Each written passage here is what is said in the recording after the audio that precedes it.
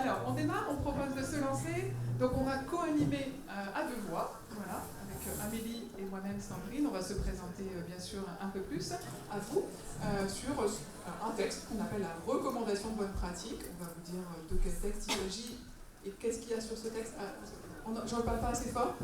D'accord, merci. Plus fort. Et plus fort. Peut-être plus lentement. Plus lentement. Peut-être. C'est vrai que je parle un peu vite. Désolée. Et on va donc parler des droits en matière de vie intime, affective et sexuelle. Allez, on se lance. Alors, Sandrine, est-ce que d'abord tu veux nous dire un peu qui es-tu? Dis-nous rapidement un peu qu'est-ce qui t'amène à prendre la parole. Alors, qu'est-ce qui m'amène à prendre la parole? Alors, bien sûr, au-delà de mon engagement profond dans le champ du handicap et en sexualité, donc je suis formée en fait en tant que sexologue et formatrice depuis bientôt 5 ans sur le sujet de la vie intime, affective et sexuelle. On a créé avec Amélie et notre autre collègue Alexia, qui est aussi présente sur le salon, un collectif qui s'appelle les Déterminés. Et on agit en faveur de l'autodétermination en matière de vie affective et sexuelle. Et puis, voilà, qu'est-ce que je peux dire de plus? Je suis donc sexologue et aussi j'accompagne des couples dans un cabinet et moi je suis basée à Toulouse. Voilà, pour rapidement. Et toi, Amélie? Eh bien moi, alors du coup, je suis Amélie Lande, je suis éducatrice spécialisée de formation depuis un peu trop longtemps maintenant, depuis plus de 25 ans. Ça veut dire que j'avance en âge et du coup, depuis 25 ans, j'accompagne des personnes adultes en situation de handicap et particulièrement sur les sujets de l'amour, des relations, des émotions, du corps et de la sexualité.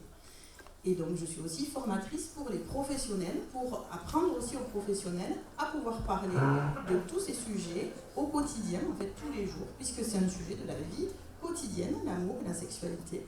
Et comme les professionnels sont souvent un peu mal à l'aise par rapport à ça, les aider pour être plus à l'aise, c'est aussi notre métier. Merci. Alors, vous vous demandez peut-être si on doit parler des droits, de quel document, sur quel document on peut s'appuyer. Donc il y en a plein, mais il y a un document important, c'est celui qu'on va vous détailler aujourd'hui, qui s'appelle la recommandation de bonne pratique professionnelle. Donc, vous pouvez avoir connaissance de ce texte, il est public, mais c'est un texte d'une centaine de pages. Donc, bon courage si vous souhaitez le lire en entier.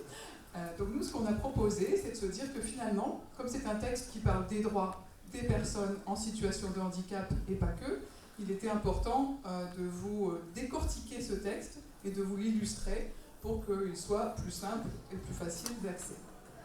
Donc c'est quoi une RBPP? C'est un texte, un document qui a été écrit par la Haute Autorité de Santé.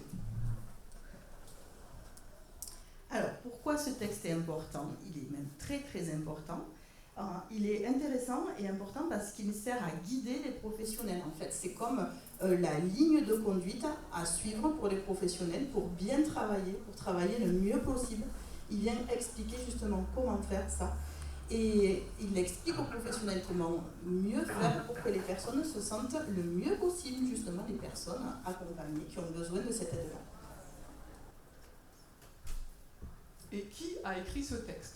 Il y a un groupe de personnes en fait qui a été choisi, c'était il y a quelques années, et ensemble en fait on leur a demandé, ils ont réfléchi. Alors quelques personnes, ça peut être des professionnels, des sexologues, des formateurs, mais aussi des personnes concernées par le handicap, leur famille, des professionnels, des éducateurs, des éducatrices, des directeurs ou directrices d'établissements. Et ensemble en fait ils ont réfléchi au sujet bien sûr de la vie intime, affective et sexuelle. Puis ils ont écrit ce texte en indiquant ce qu'il était important de faire et de mettre en œuvre. Alors, quand est-ce qu'il a été fait? Eh bien, en fait, donc, le groupe de personnes a réfléchi pendant plusieurs mois. Ça ne s'est pas fait comme ça rapidement, parce que c'est des sujets très importants, justement, ce qui donne aussi une valeur à ce texte. C'est parce que c'est l'objet d'une grande réflexion. Et du coup, il date de très récemment, puisqu'il a été publié en février de cette année, et il est diffusé de plus en plus depuis le mois de février. Donc, il est tout récent. C'est aussi pour ça qu'il est très important.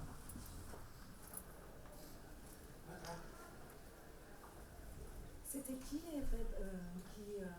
justement réfléchit autour de ce texte précisément? Alors, Alors, Qui était précisément dans ce groupe pour élaborer ce texte? Je n'ai pas la liste comme ça en tête, et surtout qu'elle serait longue, mais vous pouvez en avoir connaissance en téléchargeant, en regardant ce document en ligne. Vous avez la liste de tous les noms et leur origine, leur métier, voilà, leur association, des personnes qui ont collaboré à ce texte. Alors, c'est bon pour vous, ça répond? Oui, parfait. Alors, pourquoi est-ce qu'il faut un document comme celui-ci sur l'amour et la sexualité? Parce que vous pourriez me dire, ça parle d'intimité, c'est un sujet qui peut être délicat, donc pourquoi en fait on a eu besoin d'un texte? Mais alors c'est souvent en fait difficile de parler de ces sujets d'intimité, d'amour, de sexualité. On dit que c'est souvent un sujet tabou. Donc, tabou, ça veut dire précisément que c'est quelque chose dont on ne parle pas, ou si on en parle, on est un peu gêné.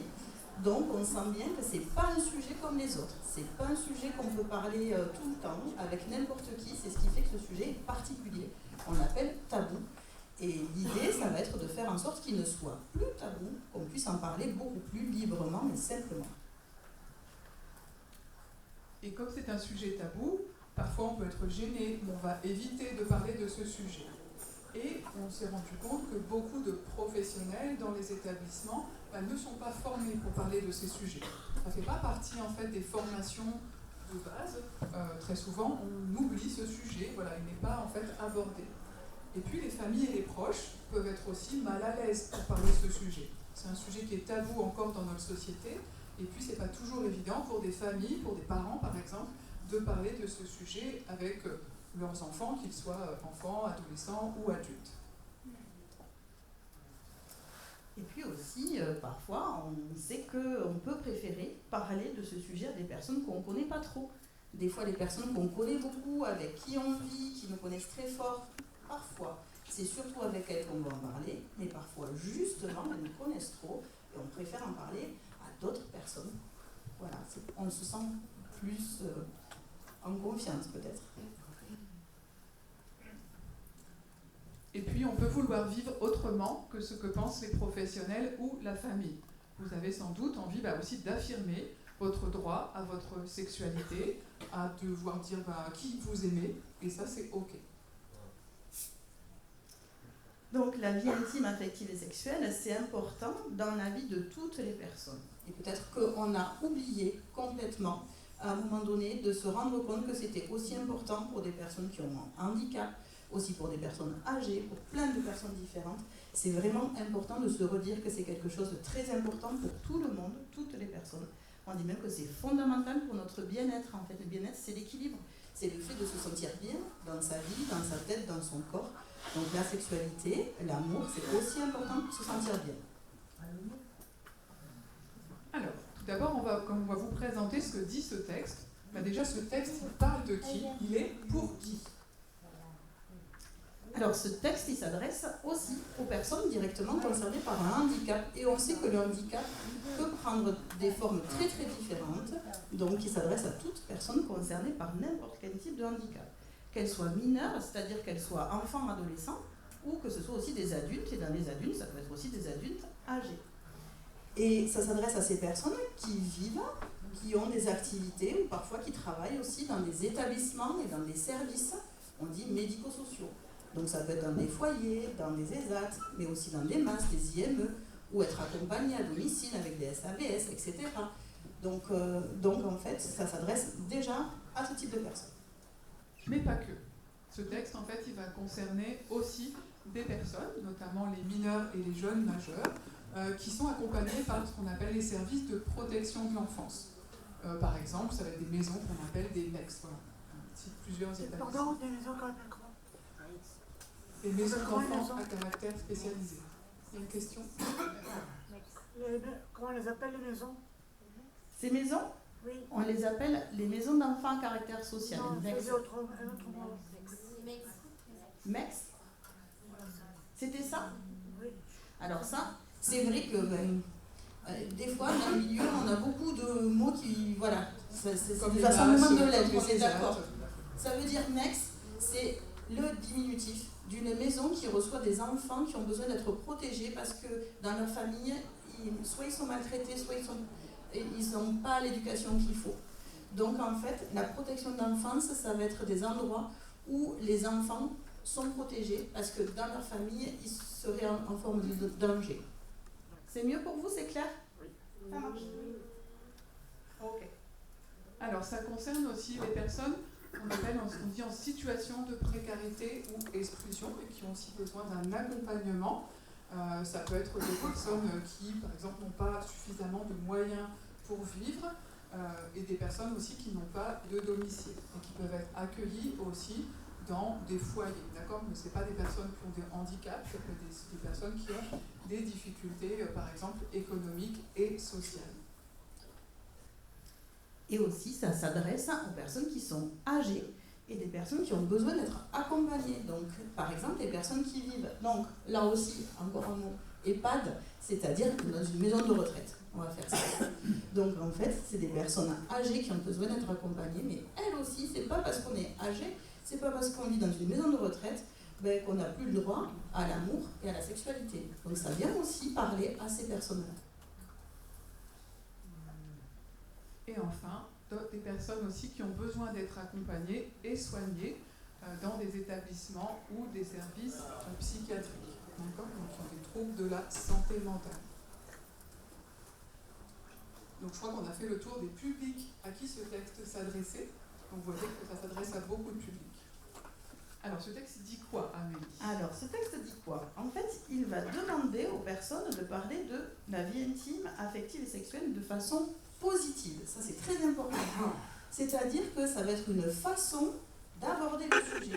C'est pas une façon, on va pas en parler pour dire oh, attention, c'est dangereux, il y a le risque d'avoir une grossesse qu'on ne veut pas, il y a le risque d'attraper des maladies, il y a le risque de violence.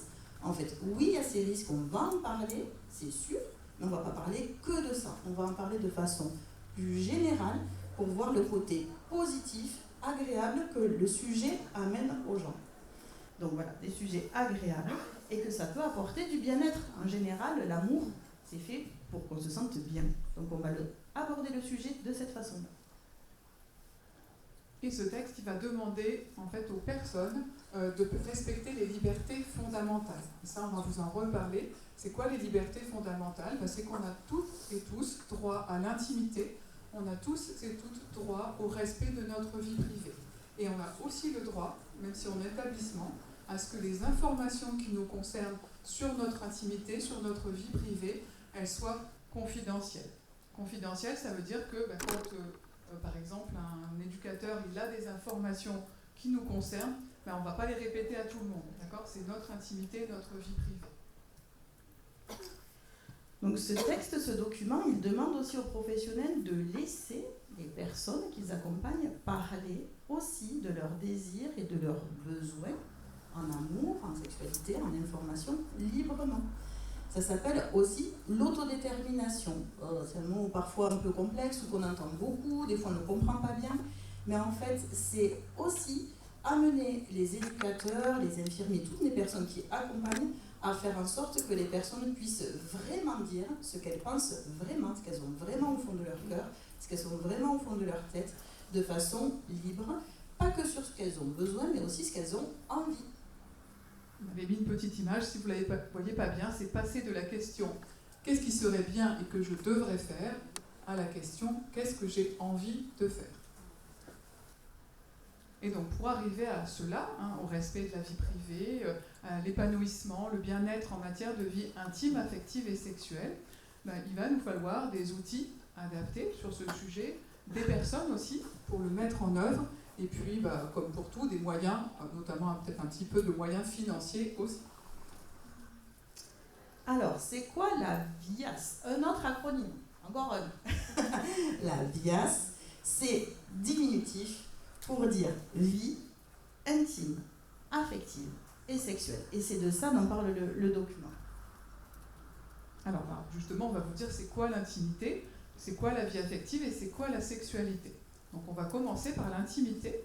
On va vous donner la définition qu'en a retenu ce fameux groupe de travail. C'est important que vous l'ayez, mais on va vous dire ce qu'elle signifie, parce qu'elle n'est peut-être pas si simple que ça. Donc le groupe a dit que, après beaucoup de mois de travail, que l'intimité, si on devait la définir, ça serait un espace physique, mental, social et ou émotionnel que les personnes peuvent choisir de partager ou non avec les personnes de leur choix et au moment de leur choix. C'est aussi le droit au respect de la vie privée et la possibilité d'avoir un espace à soi. Alors, qu'est-ce que ça veut dire tout ça? Alors, ça veut dire quoi? On va voir ça. Alors, ça veut dire que l'intimité, quand on dit que c'est un espace physique, ça veut dire que l'intimité se joue aussi dans notre corps. On a des parties de notre corps qui sont des parties intimes. Donc, c'est aussi avoir la possibilité d'en parler. Si on n'en parle jamais, on n'a même pas les mots pour savoir comment on appelle ces parties-là. Donc, ça vient dire aussi que dans l'intimité, je peux avoir envie de les montrer à personne, rester pudique, parfois de les montrer à certaines personnes. Ça veut dire aussi que l'intimité, ça va être dans les endroits où je suis. Par exemple, ma chambre, eh bien, c'est un espace, c'est un lieu privé. Et je peux avoir envie d'y inviter des personnes ou pas. Ça veut dire aussi que l'intimité, c'est dans ce que je pense, en fait. On dit que c'est un espace physique, on a vu dans le corps ou dans les lieux, mais c'est aussi un espace mental, c'est dans ce que je pense. Il y a des choses que je n'ai jamais dit à personne, encore plus peut-être sur ce sujet. Et il y a des choses que j'ai envie peut-être de dire qu'à certaines personnes ou à une personne précise. Ça, c'est tout le monde, autant qu'on est. On a aussi cette part d'intimité dans notre tête. Ça veut dire aussi que l'intimité, c'est ce que je ressens, ça veut dire mes émotions, par exemple. Il y a des choses, en fait, que je ressens tout seul et que je peux aussi avoir envie de dire à quelqu'un. D'accord ? Je peux faire part de mes émotions à un ami, par exemple, ou bien je peux aussi les garder pour moi seule. Donc la loi dit que chaque personne a droit au respect de sa vie privée. Chaque personne, ça veut dire tout le monde, qu'on soit enfant, adulte, âgé, qu'on ait un handicap ou pas, tout le monde a droit au respect de la vie privée. C'est un droit. Pour ça, on a mis un article, par exemple, dans le Code civil ou dans des lois au niveau de l'Europe, même au niveau international, qui viennent rappeler systématiquement que c'est écrit dans les textes vraiment de loi. Tout le monde a droit au respect de la vie privée, n'importe où qu'on habite. Et si on vit dans un établissement, eh bien, chaque personne en fait, qui est accueillie a aussi ce droit. Et ce droit à la vie privée, il doit être respecté. C'est pas toujours facile quand on vit en collectivité. Peut-être que certaines d'entre vous vivent dans des établissements et que vous vivez avec d'autres personnes. Et vous dites, c'est pas facile de garder mon intimité et ma vie privée quand je vis avec des personnes tous les jours. Alors, on a défini l'intimité, donc la vie affective, c'est quoi? Alors, pareil, on vous donne aussi la définition telle qu'elle est dans le document. Donc, la vie affective, c'est aussi un espace émotionnel, on va voir dans ce qu'on ressent, physique, social, qui est propre à chacun. Ça veut dire chacun de nous, on a une façon de vivre notre vie affective, au sein duquel chaque personne peut éprouver, ressentir et exprimer, dire des sentiments et des émotions, et qui ne sont pas forcément réciproques. C'est-à-dire que même si parfois je suis amoureux de quelqu'un, malheureusement, parfois l'autre personne en échange n'est pas amoureuse de moi. Donc, c'est pas forcément toujours réciproque. Et ce qui est important, ce que nous dit la HAS, c'est que c'est pas obligé non plus d'avoir de la sexualité. C'est pas parce que je suis amoureux, que je vis une relation amoureuse, que je suis obligée de partager de la sexualité. Ce sont deux choses qui sont différentes. Elles se rejoignent souvent, mais c'est deux choses différentes. Alors justement, cela veut dire quoi? Pour reprendre ce que disait Amélie, eh bien dans la vie affective, ça va être avoir des sentiments pour les autres. On va parler d'amitié, d'amour, on peut parler d'affection, et se pouvoir aussi exprimer ses sentiments. D'accord? D'être libre aussi de pouvoir exprimer ses sentiments. Et on peut aimer donc une personne sans vouloir de relation sexuelle avec elle. Et parfois, on aime une personne d'amour, comme vous l'expliquez Amélie, mais elle ne nous aime pas. Ça arrive aussi. Alors, cela concerne quoi? Ça concerne donc les relations amoureuses, ça concerne aussi les amitiés. C'est pas toujours facile, les amitiés, et tous les liens affectifs entre les personnes. Des fois, c'est la famille, des fois, c'est des connaissances, des fois, c'est des personnes autres. Donc, ça concerne ces différents types de relations. Alors, on a vu l'intimité, On a aussi vu la vie affective. Et maintenant, la sexualité, c'est quoi? Si on devait définir la sexualité. Alors là, ce n'est pas le groupe de travail qui les a définis. En tout cas, ils se sont dit qu'il y avait déjà quelqu'un qui avait travaillé sur cette définition. Ce quelqu'un, c'est une organisation mondiale qui s'appelle l'Organisation mondiale de la santé. Et l'Organisation mondiale de la santé, elle a défini la santé, mais elle a aussi défini la santé sexuelle et la sexualité. On va vous donner en fait les définitions. Alors, la santé sexuelle, c'est justement ressentir du bien-être, c'est se sentir bien, justement, dans son corps, dans ses émotions, dans sa tête et avec les autres, par rapport au sujet de la sexualité. Donc, c'est important de se dire que la santé sexuelle, ça veut dire se sentir bien par rapport à ces sujets. Et pour cela, nos expériences sexuelles, si on veut se sentir bien, eh bien, on doit pouvoir vivre, avoir toutes les conditions pour vivre des relations sexuelles, des expériences sexuelles qui soient agréables.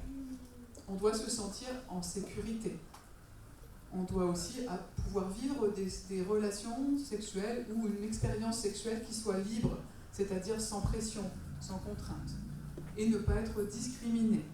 Donc, si on pouvait expliquer discriminer, par exemple, si vous êtes moins bien traité à cause de votre handicap, ou de votre couleur de peau, ou de votre poids, ou d'autres sujets qui peuvent donner lieu à des discriminations. Et bien sûr, c'est la possibilité de vivre des expériences sexuelles sans violence. Et donc la sexualité, l'Organisation mondiale de la santé nous dit que c'est un aspect central de chaque être humain. C'est un mot un peu compliqué pour dire que c'est quelque chose de très important. C'est-à-dire que c'est un sujet qui nous occupe un petit peu tous les jours, très important tout au long de notre vie, donc depuis qu'on est bébé jusqu'à ce qu'on soit pépé, mémé. Voilà. C'est un exemple, voilà. Donc, qui on est? Est-ce qu'on se sent un homme, une femme? Qui on aime? Est-ce qu'on aime plutôt les hommes, plutôt les femmes, ou plutôt toutes les personnes qui nous attirent? Comment on vit et comment on imagine le sexe dans la façon qu'on a de s'imaginer les choses, d'avoir envie de certaines choses. Donc, c'est pas que faire des choses, mais c'est aussi dans ce qu'on pense du sujet. Et il y a plusieurs éléments qui peuvent agir sur ma sexualité. Ça peut être ma santé physique, mon corps. Ça peut être aussi ma santé mentale, mes émotions, par exemple. Si je stresse, par exemple, ça peut jouer sur ma sexualité.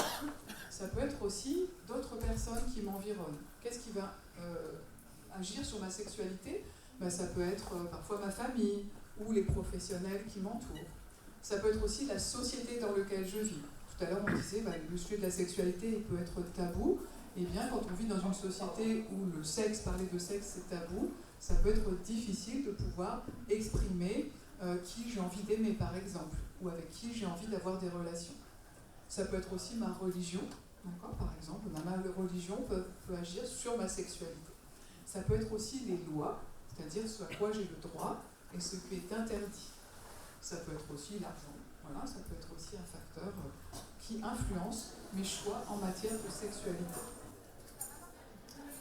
Alors, dans les établissements, concrètement, il faut faire quoi? Alors, on doit respecter votre vie privée, votre intimité. Ça, c'est écrit dans le texte. Ça veut dire quoi en vrai? Parce que ça, c'est bien de le dire, mais qu'est-ce que ça veut dire si on doit le mettre concrètement en place? Alors, en vrai, ça veut dire qu'il va falloir aménager, penser aussi aux endroits, concrètement, aux locaux, c'est-à-dire à l'espace qu'il y a dans les murs, comment en fait c'est aménagé. Donc il va falloir réfléchir comment en fait faire que les espaces, les endroits où vous vivez, d'intimité soient possibles, soit en prévoyant des lits où on peut dormir à 2 personnes, ou des espaces aussi, des endroits pour être tranquille, se retrouver tout seul, à 2 ou éventuellement à plusieurs, mais pour pouvoir avoir des espaces parfois de repli, pour pouvoir vivre son intimité. Ça peut être aussi ce qu'on appelle organiser la liberté de circulation. Parce que pour respecter en fait l'intimité, la vie des personnes, ça veut dire par exemple pouvoir fermer la porte de sa chambre à clé. Ça va être aussi pouvoir sortir, se déplacer. Ça peut vouloir dire aussi inviter des personnes. Et on doit faire attention aussi quand on partage des informations sur les personnes qui sont accompagnées dans l'établissement. Ça, c'est vraiment aussi aux professionnels de faire attention. On doit demander en fait l'avis des personnes avant de parler ou d'écrire aussi des choses dans les dossiers. On doit demander en fait votre accord sur ce qui peut être dit de votre intimité. Et on ne doit pas parler de vous, effectivement, surtout sur les sujets comme ça de la vie privée sans que vous soyez au courant. Vos droits sont écrits dans des documents importants. Et donc, il faut qu'il y ait des personnes qui soient responsables dans les établissements pour les faire respecter. Donc, il faut écrire tous ces sujets de la vie intime, affective, sexuelle dans tous les documents qui sont obligatoires dans les établissements. Il y en a quand même beaucoup. Donc, dans le projet d'établissement, c'est-à-dire c'est un document en fait assez important qui explique comment fonctionne le service ou l'établissement, qu'est-ce qu'il fait, comment il fonctionne. Qu'est-ce qu'on y fait comme activité, tout ça. Donc, on doit faire exister la vie intime, affective et sexuelle dans ce document. Aussi dans le règlement de fonctionnement, c'est-à-dire quelles sont les règles à suivre à l'intérieur du document quand on y vit ou quand on est accompagné. Aussi dans le livret d'accueil, ça c'est un document qu'on donne aux personnes au moment où elles arrivent, on leur explique comment ça va marcher. Dans le projet personnalisé, donc les personnes qui sont accompagnées tous les ans, normalement, ont un projet d'accompagnement, et bien il va falloir aussi réfléchir avec les personnes accompagnées sur tous ces sujets intimes, amour, relations, sexualité, et écrire dedans que ce que les personnes sont d'accord qu'on écrive. Et puis aussi, une charte, un document qui rappelle que même en établissement, vous avez des droits et des libertés, ça vient venir les rappeler, toutes les lister, et on va falloir aussi penser à rajouter précisément ces sujets. Donc il faut des écrits, des documents, mais il faut aussi nommer des référents. D'accord ? Donc ça va être des professionnels, ça peut être des personnels soignants, des éducateurs, ça peut être aussi des psychologues, voilà, qui vont connaître le sujet et qui vont pouvoir agir au quotidien.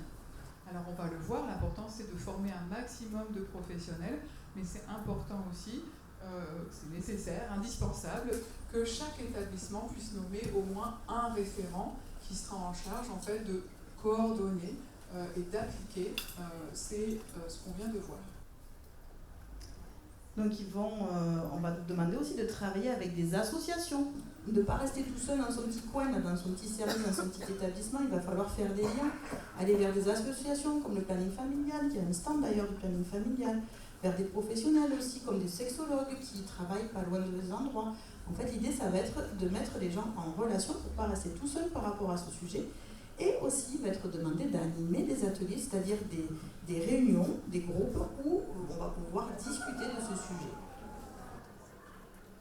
Les référents, ils vont pouvoir aussi aider les autres professionnels sur ce sujet. Ils seront formés et si un professionnel dans l'établissement a une question, qu'il est sur un sujet par exemple, vous parlez d'un sujet de sexualité et puis il ne sait pas trop comment répondre, eh bien il peut aller voir aussi le référent ou la référente pour être accompagné pour apporter une réponse la plus juste possible. Et puis ils peuvent aussi, ils vont trouver des jeux, des outils qui soient adaptés sur le sujet de la vie affective et sexuelle. Et on doit aussi former les professionnels. Donc les professionnels peuvent avoir peur, comme on le disait au début, de mal faire par rapport à ce sujet. Ils peuvent pas trop savoir, pas trop avoir l'impression que c'est pas à eux de parler aussi de ce sujet, donc, parce que c'est pas un sujet facile. Donc ils ont besoin d'être aidés. Et donc ce document, en fait, dont on parle depuis tout à l'heure, il vient aussi dire que les professionnels, c'est important qu'ils soient formés pour parler de ce sujet. Quand on dit les professionnels, on va se dire, mais qui, en fait, dans l'établissement doit être formé ? Ça peut être tout le monde, ça va être les soignants, les éducateurs, ça peut être aussi, bien entendu, la direction. On pourrait même former des personnes, en fait, qui font partie du conseil d'administration de l'association. Ça peut être aussi des personnes qui sont dans d'autres services et qui seraient aussi formées. Et qu'est-ce qu'on va y faire pendant ces formations ? Eh bien, on va les informer sur ces sujets de la vie affective et sexuelle, de la santé sexuelle. On va réfléchir à nos croyances, ce qu'on appelle nos croyances, nos représentations. Tout à l'heure, on a vu qu'est-ce qui pouvait influencer ma sexualité. Eh bien, tous les professionnels aussi ont été influencés sur la sexualité. Et donc, c'est important d'y réfléchir ensemble. Et puis, tout le monde a évidemment un rôle à jouer. Pourquoi tout le monde a un rôle à jouer ? Par exemple, s'il faut du matériel, tout à l'heure on a dit il faudrait mettre des lits doubles dans les établissements ou de réserver un espace pour l'intimité, il faut bien comprendre pourquoi c'est important. Et donc il y aura aussi une boîte à outils avec des ressources, c'est-à-dire des choses sur lesquelles s'appuyer, soit des lois, soit des guides pratiques, des livres, des choses concrètes en fait pour aider directement à pouvoir répondre à des questions ou à parler du sujet. Il va y aussi y avoir des procédures, donc ces procédures c'est comme en fait des façons de réagir, mais il va falloir les penser, cette façon de réagir tant qu'il n'y a pas de problème, notamment pour éviter les violences sexuelles, qui sont un vrai gros problème. Il va falloir vraiment s'en occuper. Donc il va falloir réfléchir avant que la situation arrive, à savoir comment on réagit, qu'est-ce qu'on fait si la situation se présente. Et ensuite, les professionnels pourront aussi échanger, discuter, partager pour améliorer les situations. Il va falloir qu'ils s'habituent à parler concrètement de ce sujet.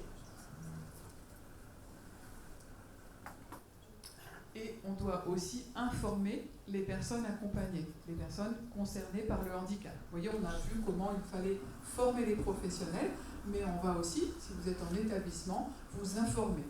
On va l'appeler l'information et l'éducation à la vie affective, sexuelle et relationnelle. Donc toutes les personnes accompagnées dans n'importe quel service ou établissement, qu'ils soient enfants, adolescents, adultes ou personnes âgées, vont aussi devoir recevoir une information précise et adaptée en fonction de leur âge et de leurs besoins en fait, par rapport à ça. Donc ce qu'il va falloir, c'est informer les personnes sur leurs droits, parce qu'on se rend compte que souvent les personnes sont persuadées qu'il y a plein de choses qu'elles n'ont pas le droit de faire. On va leur dire que ben oui, elles ont le droit à plein de choses en fait. On va aussi les informer sur les risques, mais pas que. On va parler des risques, mais pas que de ça, parce qu'on va aussi parler du plaisir, du désir et du bien-être. Et pour en parler, il faut des espaces adaptés. Ça peut être des ateliers ou des groupes de parole. Et dans ces espaces, comme des ateliers, on va utiliser des outils. Et les outils seront adaptés en fonction des handicaps ou en fonction aussi des âges. Par exemple, avec des jeunes, on pourra prendre des vidéos, par exemple, parce que peut-être qu'ils vont préférer voir des vidéos que lire une brochure. Donc il y aura des outils en fait, qui seront proposés. Et parler de ce sujet doit être possible dans des lieux ou avec des personnes en qui on a confiance. Et on doit aussi informer les proches et les familles. Donc le texte nous oblige aussi à réfléchir à ça, c'est-à-dire que les familles, les proches, les personnes qui sont autour des personnes qui sont concernées directement par le handicap doivent aussi être informées, avoir des informations sur le sujet ou avoir des informations pour qu'elles soient au courant que leur enfant, leurs proches, leurs conjoints, etc. a aussi des droits particuliers dans ce qui concerne l'amour, l'intimité, etc. Et comment est-ce qu'on peut faire pour informer les familles et les proches ? On peut aussi proposer des rencontres, des réunions. Ça peut être des cafés des parents, par exemple. Ou bien on peut les informer pendant un rendez-vous individuel.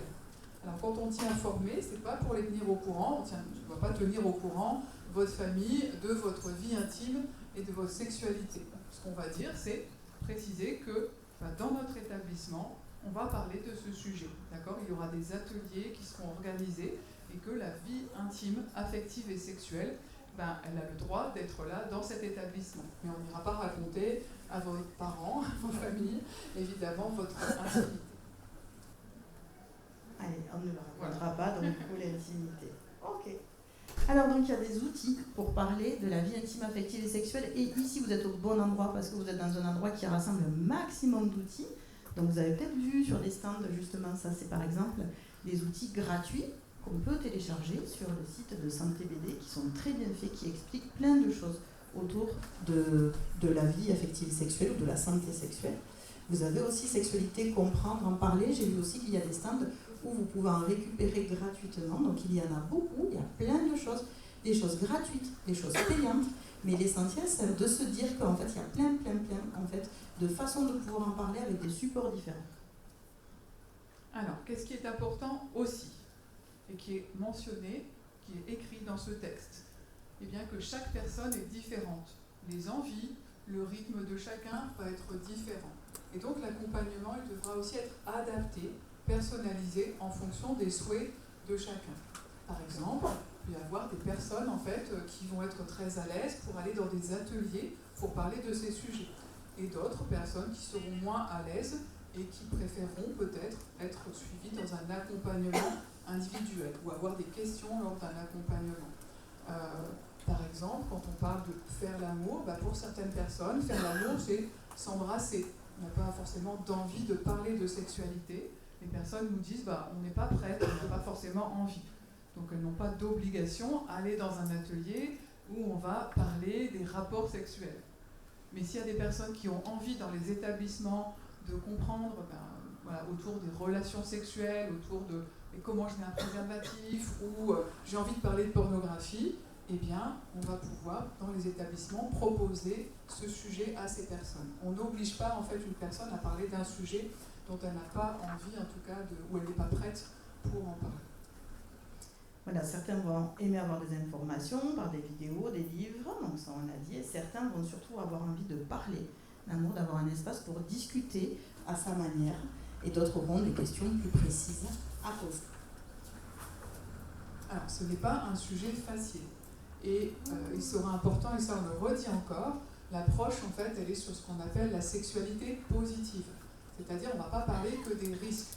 Très souvent, quand on a parlé de sexualité, c'était les risques. Le risque d'avoir une grossesse qu'on n'avait pas prévue, ou le risque d'avoir une maladie. L'idée aussi de parler en fait du plaisir, parce que le plaisir c'est important, et ça fait partie du bien-être. Et même si chacun on a nos idées, nos opinions, notre éducation, les autres ne pensent pas comme nous, donc c'est important de le respecter. Donc on va aussi apprendre à voir la diversité des façons de penser et de vivre les amours. On est un salon qui s'appelle Amour avec un S, Handicap avec un S. C'est parce qu'il n'y a pas une façon de penser le sujet, il n'y a pas une façon de le vivre, il y en a autant qu'on est de personnes. Donc c'est ça aussi qui est important de se dire, il n'y a pas une façon qui est mieux qu'une autre de penser, de vivre le sujet. Et puis la sexualité, eh bien, c'est aussi une sexualité qui peut se vivre seule. On ne va pas parler que des relations sexuelles avec une autre personne, mais plusieurs autres personnes. On va aussi parler de plaisir individuel, on va parler aussi de la masturbation. Donc malheureusement, il y a aussi des sujets sur les violences sexuelles. C'est aussi important d'en parler parce qu'on sait que c'est malheureusement très très très fréquent. Donc là aussi, c'est comme s'il y avait un autre tabou dans le sujet de la sexualité qui est déjà tabou. C'est comme s'il y avait en plus un autre sujet tabou dedans sur les violences sexuelles. Donc ça, c'est vraiment trop important parce qu'il va vraiment falloir qu'on en parle et qu'on fasse en sorte que ça s'arrête le plus vite possible. Donc on va apprendre à parler du consentement. Ce sera quelque chose de vraiment très très important et c'est quelque chose qui est compliqué, le consentement. Savoir ce que j'ai envie, à quel moment, avec qui, c'est pas évident. Et donc pas parler que de la sexualité, mais aussi dans la vie de tous les jours, pardon. En tout cas, les violences, ça va être aussi un sujet à discuter pour les éviter. Alors, on a bientôt fini, on va se laisser un petit peu de temps si vous avez des questions. Si jamais vous avez envie d'en savoir plus, vous pouvez télécharger, c'est-à-dire vous pouvez aller chercher le texte sur Internet. Il est disponible pour tout le monde. C'est un texte qui est accessible à tous ceux qui auraient envie de le lire. Voilà, vous trouverez même des points clés, c'est-à-dire un résumé du texte. Et puis, si vous voulez aussi nous revoir encore, on a enregistré avec notre collègue Alexia une vidéo qu'on a appelée la RBPP. Donc c'est le texte qu'on vient de voir sur canapé. Bon, parce que tout simplement on s'est assis sur un canapé. On n'est pas allé chercher. Voilà, on n'est pas allé chercher très loin. Et c'est encore une autre façon de le décrire que ce qu'on vient de vous présenter. Voilà, en tout cas, on a aussi co-animé cette vidéo.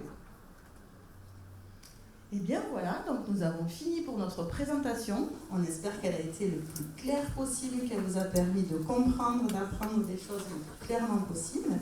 Et bien, si vous en avez envie, si vous avez des questions, des remarques, on est encore à disposition si vous avez envie. Merci à vous. Merci beaucoup.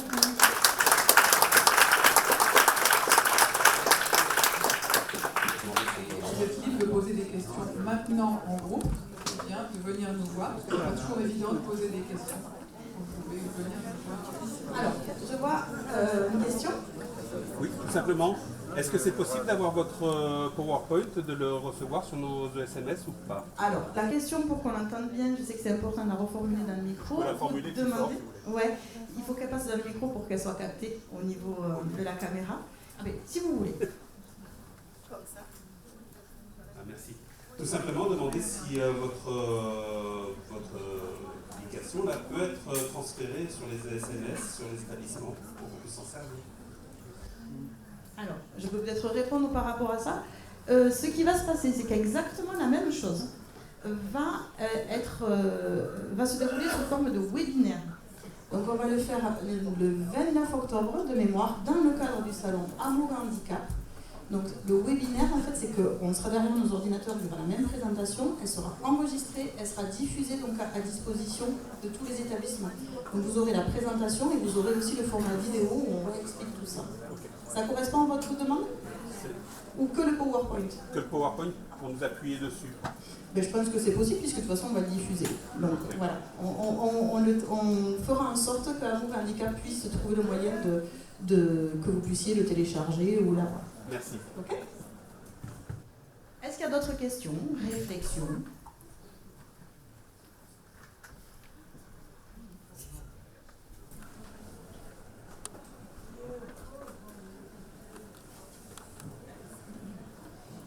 Merci infiniment pour cette intervention. Vraiment, je la salue. C'était très clair. Vous avez utilisé des termes faciles.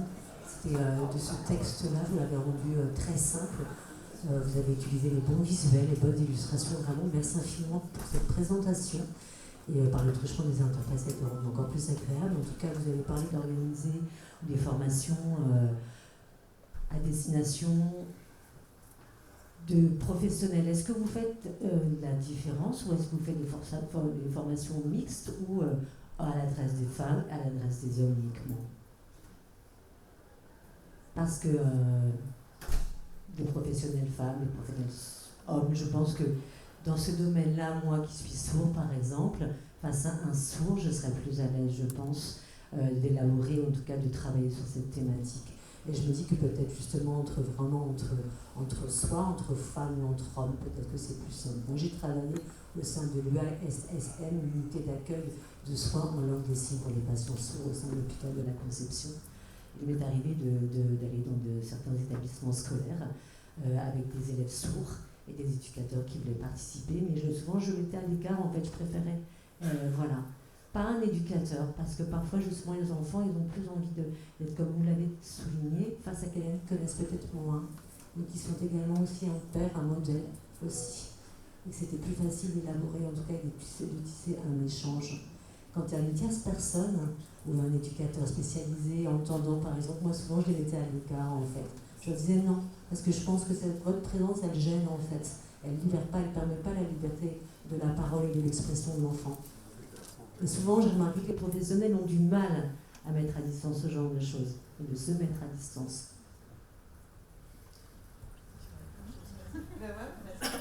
Je vais répondre à une partie, puis on va se compléter. Parce que merci déjà pour votre intervention. Déjà, pour répondre à la question sur la formation des professionnels, on forme en fait l'ensemble des professionnels en mixité. D'accord? Donc ça veut dire que oui, évidemment, on forme des hommes, des femmes, puisque toute personne, en fait, l'important, ce n'est pas le sexe ou le genre de la personne, c'est-à-dire qu'on soit une femme ou un homme, c'est voilà, d'être formé sur ce sujet. Ce qui peut arriver, c'est sur l'animation des ateliers. Nous, on aura tendance à conseiller aussi que les ateliers pour les personnes qui sont concernées soient aussi en mixité, mais parfois, en fait, on peut, parce que c'est mieux pour les personnes, d'avoir des groupes non mixtes. Par exemple, des femmes qui seraient plus à l'aise de parler de sexualité, parce qu'entre elles se sentiraient moins gênées, ou des hommes aussi qui se sentiraient plus à l'aise de poser des questions très intimes, par exemple, à parler de troubles de l'érection, c'est peut-être plus facile d'en parler, et encore, avec d'autres hommes, voire tout seul, en général, plutôt, pas en groupe, que d'en parler évidemment dans un groupe où il y a des femmes et des hommes. Alors, je ne sais pas si ça répondrait aussi à votre autre question, parce qu'il y a aussi la présence des professionnels. Moi, il me semble important que, par exemple, moi j'accompagne en cabinet des personnes qui sont sourdes, et elles viennent en fait avec un traducteur ou une traductrice, mais il n'y a pas de professionnel en fait à leur côté. Voilà. Moi, je n'aime pas forcément qu'il y ait la présence d'un professionnel, sauf si vraiment elle est nécessaire.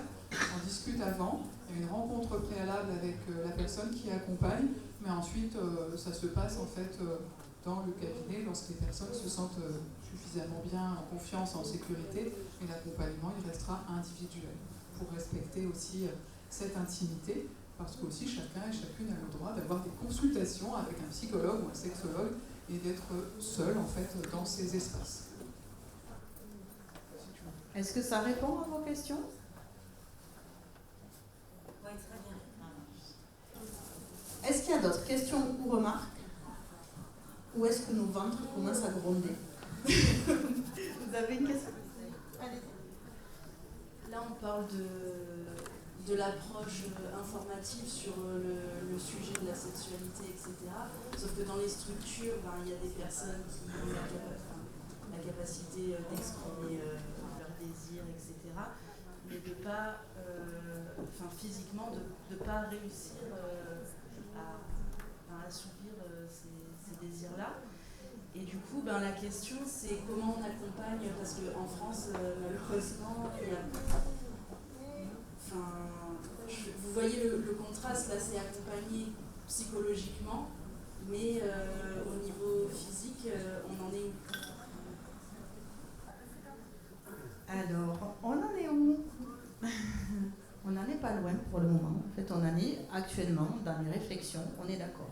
Pour des personnes qui ont un handicap physique et qui ne peuvent pas directement, par exemple, se toucher les parties sexuelles du fait de leur handicap, actuellement, en France, la loi fait qu'il n'est pas possible en fait, d'avoir recours à ce qu'on appelle l'assistance sexuelle. Pour le moment, c'est pas possible. C'est possible dans d'autres endroits de l'Europe, mais en France, ça n'est pas possible. Donc on est d'accord avec vous. C'est-à-dire que là, on parle des droits, on parle de l'intimité, on parle des relations, on parle de l'amour, on parle de la sexualité. Et pour des personnes comme ça, on va déjà pouvoir explorer beaucoup de choses, ne serait-ce que de pouvoir en parler, mettre des mots, pouvoir comprendre plein de choses. On va pouvoir avancer beaucoup sur le sujet, mais pour répondre à votre question précise de l'accompagnement physique de quelqu'un qui ne pourrait pas se donner du plaisir ou donner du plaisir sexuel à quelqu'un du fait de son handicap physique, pour le moment en France, n'est pas autorisé en fait l'accompagnement sexuel. J'ajouterai quand même que c'est important, avec tout ce qu'on fait là, avec tout ce qu'il est important de réfléchir, et comment aussi sortir de nos idées, de nos représentations par rapport à ça. C'est très important qu'on puisse avoir des temps, c'est aussi la formation, c'est aussi tout ça, pour s'ouvrir l'esprit, pour sortir de l'idée que la sexualité, c'est forcément une façon de vivre la sexualité. Un homme qui pénètre une femme, donc si il ne peut pas. Sans parler Mais je reviens un peu par rapport à ça, parce que même avec un handicap physique, c'est important de savoir, même si on ne peut pas se toucher, on peut quand même recevoir et donner du plaisir sexuel, mais sur des formes différentes. Donc ça, c'est vraiment important de le savoir, que oui, l'accompagnement concret pour le moment n'est pas autorisé, mais il y a d'autres façons de venir explorer, comprendre, vivre la sexualité par d'autres moyens différents, en fait, dont on parle moins bien, dont on parle moins, mais qui permettent aussi à la personne de recevoir et de donner du plaisir sexuel, même avec un handicap physique important. Est-ce que ça répond? Oui. Allez-y. Oui et non. Sans même parler d'une relation à deux, c'est comme dans le développement de chacun, on découvre sa sexualité dès le plus jeune âge, en se touchant, découvrant ses attributs, etc. Et quand c'est pas possible physiquement à la personne seule de pouvoir être dans cette découverte, en fait, c'est comment on accompagne ça, parce que c'est de l'ordre aussi de la pulsion, on a besoin de tout ça. Donc comment en fait les professionnels, les familles, c'est compliqué de pouvoir accompagner la frustration. On comprend, on sait, c'est aussi notre quotidien d'être témoin, de recevoir des discours de personnes pour qui c'est extrêmement difficile, douloureux, soit des proches, des professionnels, des personnes concernées elles-mêmes. On comprend bien que là, on est dans une zone où à un moment donné, il faudra bien que quelque chose se réfléchisse. En tout cas, je ne dis pas que ça change, mais en tout cas que ça se réfléchisse, parce que ça nous amène à des questions justement comment on fait quand on est professionnel, quand on sait bien que la personne en a besoin, en a envie, que c'est logique, que ça fait partie de la découverte de la vie et du corps, mais que c'est rendu plus difficile du fait du handicap. Donc là, et on se sent bien que là, c'est plus notre place, puisqu'on rentre vraiment dans l'intimité concrète de la personne, dans ces moments de plaisir. Et c'est différent, mettons, de l'accompagner pour la toilette. Et c'est ça qui fait qu'il est un petit peu difficile, c'est qu'on peut accompagner quelqu'un pour son hygiène, pour sa toilette intime, ça pose pas de problème. Mais quand c'est pour la même zone et avoir d'autres actions, mais qui servent à faire plaisir, là il y a souci. Donc, c'est pas la même intention. Donc on est face à cette réalité, c'est vrai, et on la comprend, en fait, on la connaît bien, et donc ça va être comment en fait faire exister ce sujet, voir comment on peut avoir des leviers divers et variés, parce qu'il y a autre chose que l'accompagnement direct, il y a aussi des façons de voir des supports, de faire exister le sujet dans une forme d'intimité, ne serait-ce que par des discours, par des images, des supports qui vont amener la personne à accéder à une forme d'intimité quand même si c'est pas celle qu'elle souhaiterait.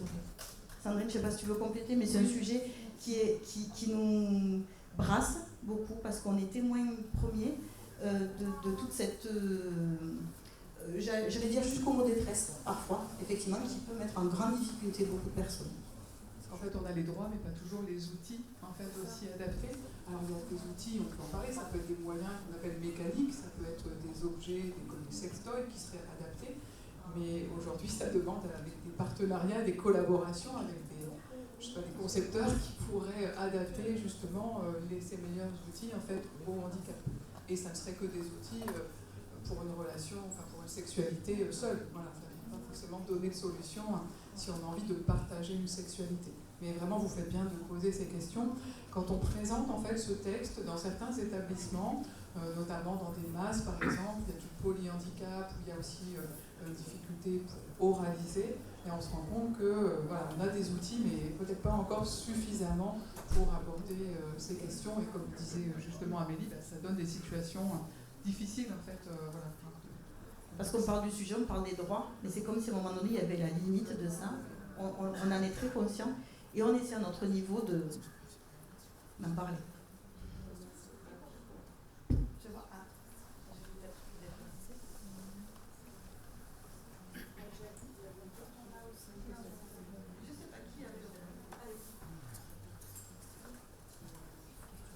Oui, bonjour, merci pour votre apport. Vous avez commencé un petit peu à répondre à ma question. Vous évoquez d'autres moyens. Du coup, avant l'assistance sexuelle et entre la masturbation et l'assistance sexuelle, voilà, est-ce qu'on peut illustrer, du coup, à part les sextoys dont vous parliez? On va être face à la limite, hein. Ça va être peut-être de venir dans les espaces qu'on peut avoir une discussion concrète en fait sur ce que la personne veut, ou avoir ces appuis aussi visuels, d'illustration. Non, pour que la personne, pas dans l'accompagnement, mais que la personne puisse prendre du plaisir. Voilà. Mais est-ce que vous entendez, parce que le plaisir c'est une dimension beaucoup plus large que le plaisir sexuel, c'est aussi ça qu'on vient en fait questionner quand on se forme aussi à réfléchir à nos représentations. Voilà, il y a toutes les dimensions aussi de plaisir qui peuvent passer par du toucher, voilà, on peut toucher d'autres parties du corps et elles peuvent être peut-être pour certaines plus agréables. Voilà, parfois c'est pas la réponse, elle n'est pas forcément autour du plaisir sexuel et des zones génitales. Voilà, on va explorer tout ça. Pour nous, il n'y a pas de réponse en fait simple et unique, parce que la réponse elle va être en fonction des besoins, de comment on peut exprimer, et pour que bien sûr que la personne puisse exprimer en fait ses besoins, ses désirs, ses envies, et peuvent être différents. C'est tout ce qu'on fait. En fait, on n'a pas de boîte à outils magique en fait dans la sexualité. Mais là, vous le voyez, c'est là où il faut construire. C'est là où il faut construire, il faut qu'on soit nombreux à réfléchir, à proposer, à demander l'avis aux personnes concernées de quoi est-ce qu'elles auraient besoin. Ok, on a le cadre légal, mais au-delà de ça, il y a des moyens, je pense, de pouvoir effectivement réfléchir à ça, à répondre au moins en partie à ce dont elles auraient besoin. Mais comme ça, il faut, situation par situation aussi, y penser. On le voit, hein, on est sur un espace où actuellement il n'y a pas suffisamment de réponses, on est d'accord. Ah oui? Allez. Vas-y, ça c'est.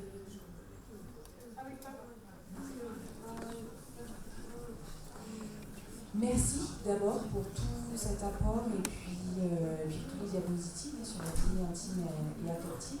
Moi, je me demande dans les établissements, parce qu'il y a des activités le matin, l'après-midi, il se passe quelque chose, on remplit des tableaux, des informations, et puis que ce soit sur les résidents, donc on note toutes ces informations. Bon, par exemple, ce résident ou cette résidente s'est masturbé, on le note. Est-ce que c'est des choses qu'on doit noter aussi dans les suivis pour informer l'équipe professionnelle ou pas? Vous voyez ce que je veux dire? Parce que c'est quand même sa vie intime. Est-ce qu'on est obligé, en tant que professionnel, de partager ce moment? On sait qu'il est arrivé, est-ce qu'on est obligé de le partager avec l'équipe? Quelle serait l'utilité, en fait, de partager cette information? Ah, vous voulez traduire? Oui, quelle serait, en fait, on aurait questionné quelle est l'utilité d'aller partager cette information.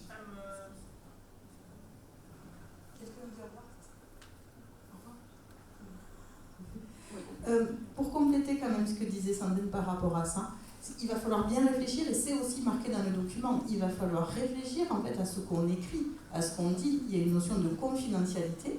Donc ça va être aussi un gros travail des professionnels de bien réfléchir avant d'écrire quelque chose et avant de dire quelque chose. Parce que tout n'a pas à être écrit et tout n'a pas à être dit. Donc tant que c'est pas important d'avoir cette information pour l'accompagnement de la personne, eh bien c'est sa vie privée. Donc on ne le dit pas, on ne l'écrit pas, ça relève de sa vie privée. Mais si pour une raison ou pour une autre, c'est important de le savoir, parce qu'il peut y avoir plein de raisons différentes. On ne va pas les développer ici.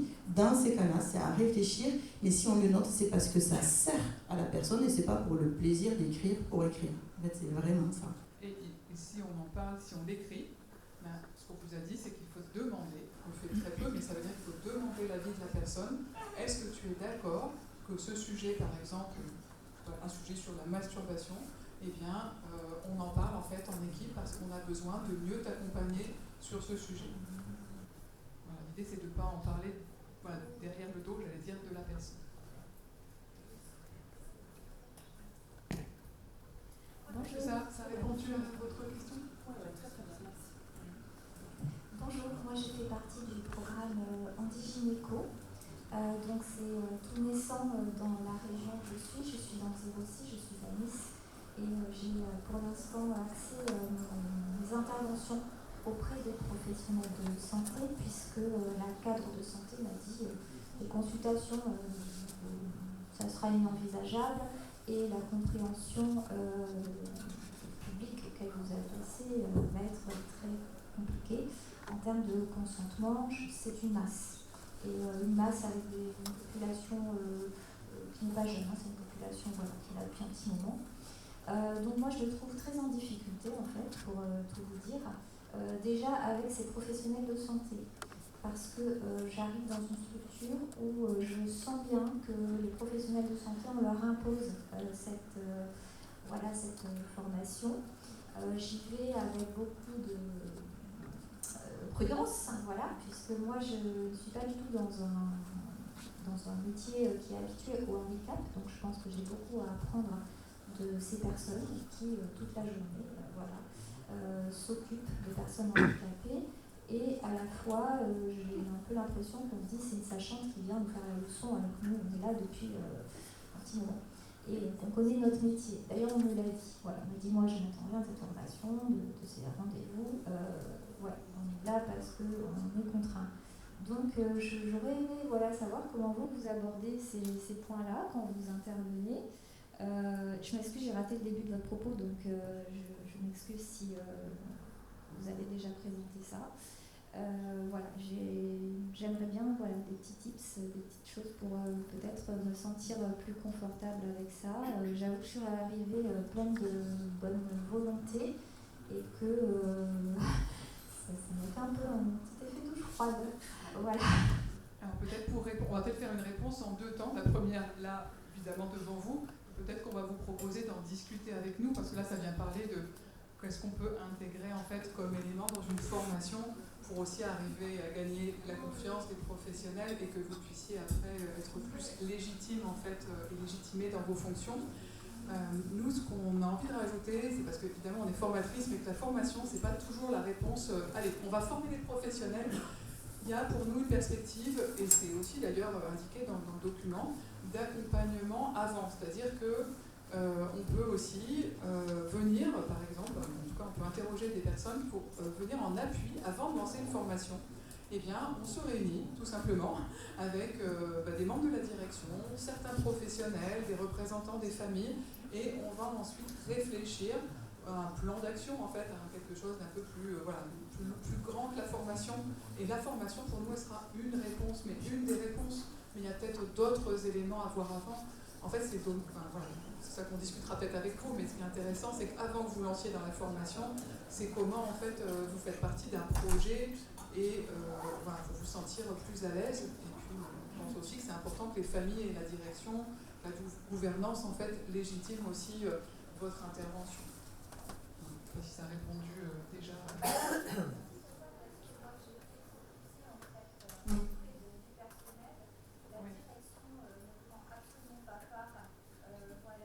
La direction ne prend pas part, mais oui, ça c'est un problème.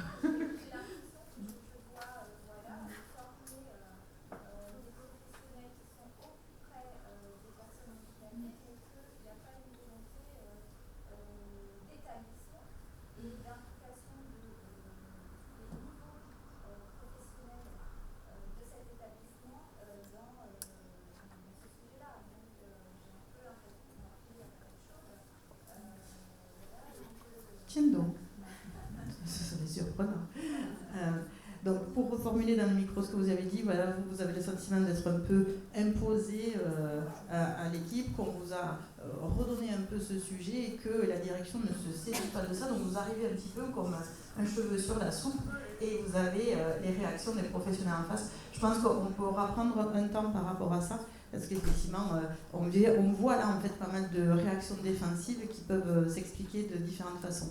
Donc on va voir comment aussi les entendre, les accompagner et aussi pouvoir les détourner pour que les personnes comprennent l'intérêt. Quoi qu'il arrive une formation, c'est assez bizarre de se dire qu'on n'apprendra rien d'une formation. Qu'en pensez-vous? Est-ce qu'il y a d'autres questions, remarques? Ou est-ce que... On va grignoter. Je vois des mains se lever. Oui, non, juste je me fais traducteur de ce que j'entends et des questions qu'on me pose. C'est à propos de...